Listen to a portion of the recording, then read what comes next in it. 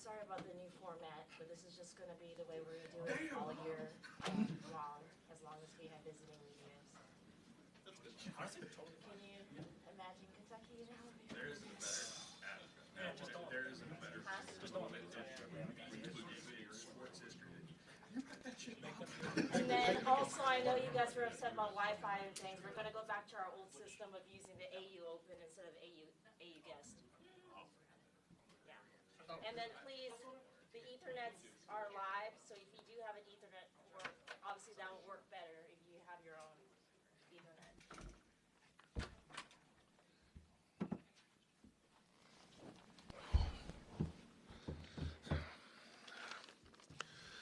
So it was, just a great defensive effort to turn that team over 21 times, and to do such a great job on Padula, who was a real key for them.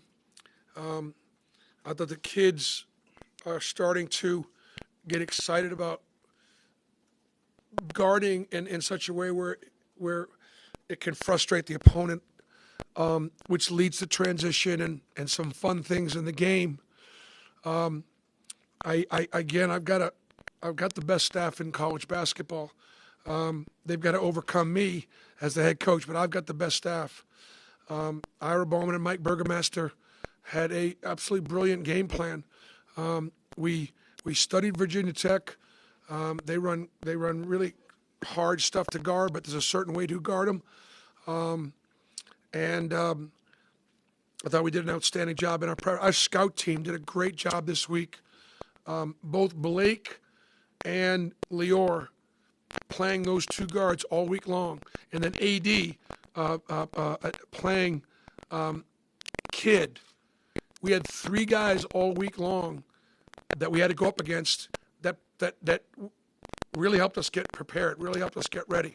So, that's and look, that one matters double because it's the ACC SEC challenge, and if we're going to establish Auburn as one of the better teams in the SEC, then you've got to be able to be trusted to be able to deliver against that league.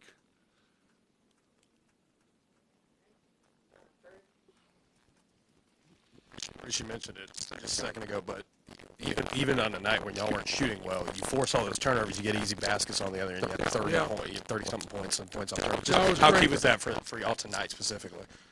That team doesn't turn the ball over. They turn over 8 times a game. And we were able to, again, the way the kids bought in and how hard they worked, that fits in with our depth. It just made it difficult offensively. I thought we got great rim protection. I thought Janai tonight not only did he score and rebound, but he played great defense. He kept the ball in the post. The ball went in there. He defended physically without fouling, and he protected the rim. And he played like a first-team all-conference player tonight. I've been on him pretty good, I think he went home, had some turkey, talked to his family, and said, "Look, if I'm gonna be able to, if I'm the best player on the floor, I gotta act like it, I gotta play well, like it, I gotta prepare like it." And he obviously did. Now you could do that sometimes and not get rewarded, but he got rewarded tonight, and he was the best player on the floor. Bruce, we talked to you this week about Chad and kind of his impact in the game off the bench for you guys. What can you say about that? Even after his injury, he was out for a little bit. Yeah, we can't afford to lose him. Yeah, we're really good when he's on the floor because he knows how to play. Again, he has stuff you can't teach. So then my job is to utilize him in a lot of different ways. So we're putting the ball in his hands in many ways to make plays because he can obviously score, but he also can pass. And so tonight he has 3 assists, no turnovers, 2 steals. He's kind of a stat sheet stuffer. I'm on him pretty good, but I have high expectation for him. And I love that he's got some joy, that he's having some. The kids are, in spite of me, they're still enjoying themselves. Coach, last week you were pretty adamant that the second half team that you were seeing may not be able to win in SEC play. What did you see from your team in the second half tonight, and how do you feel about them going into the rest of the season? I feel good about it. Keep in mind, Virginia Tech was down one player, one starter, and so their depth was a little compromised. And they've been on the road pretty much. I don't know if they stayed on the road or they went back to Blacksburg to just do their laundry, but I mean, they played Thursday, Friday, Sunday in Orlando.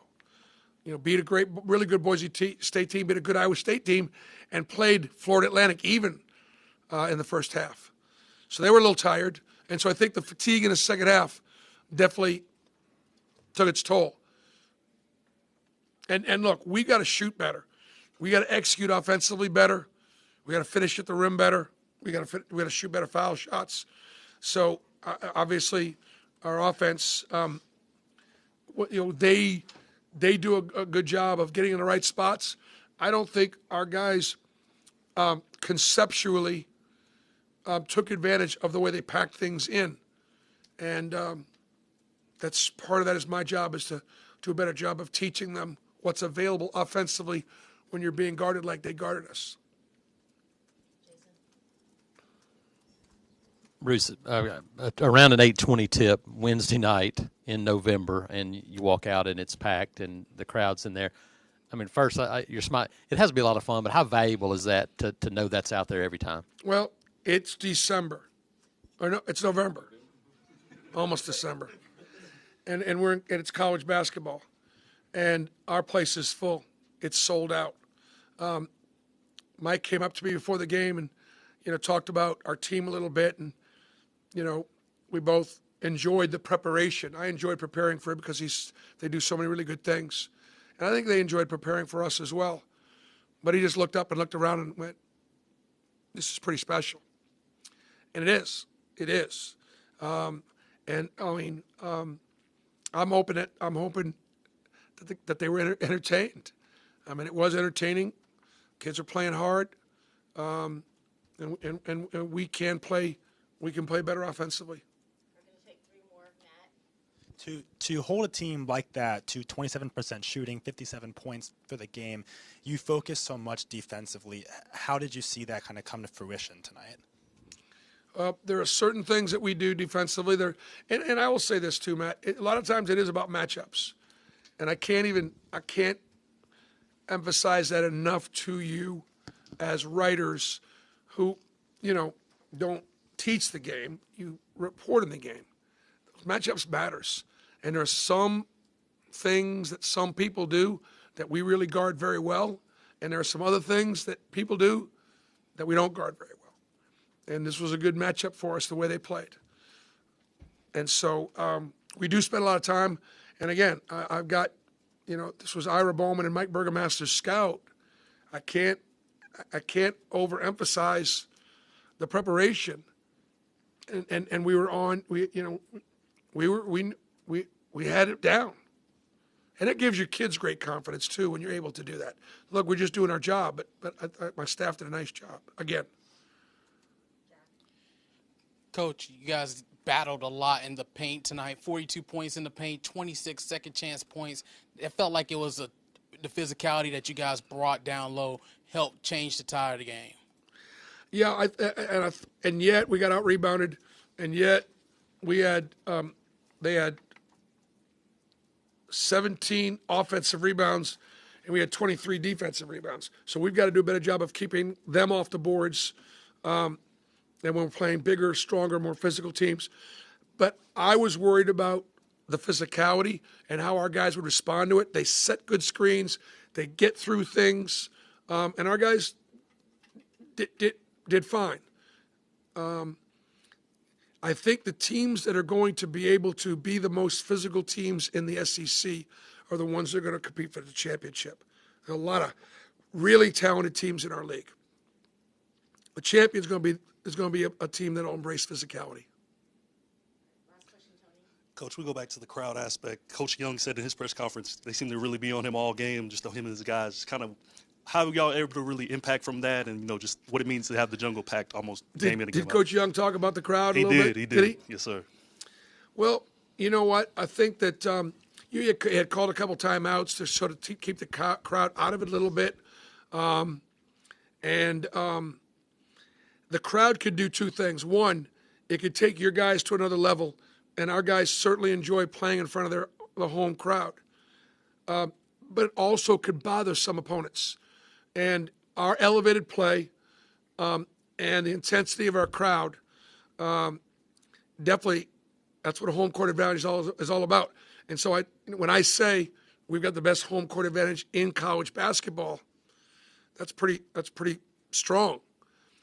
But I think tonight we backed it up. Thanks, guys.